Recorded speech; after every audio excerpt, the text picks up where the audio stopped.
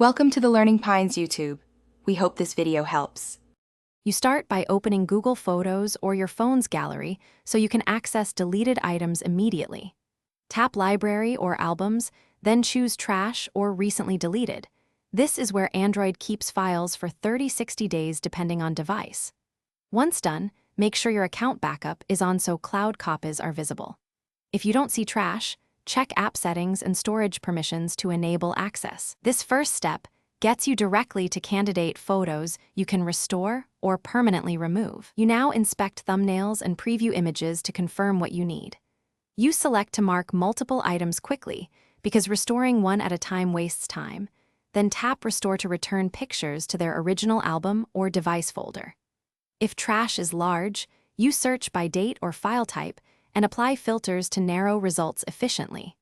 Once restored, verify in Photos or File Manager that images are accessible. Make sure to check the device's cloud backup so you don't duplicate files inadvertently.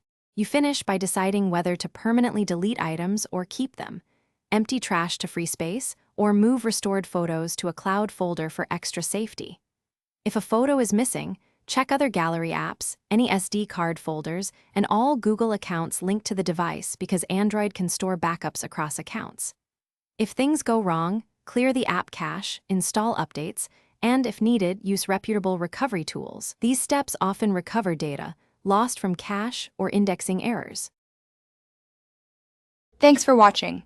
Consider subscribing if we helped you.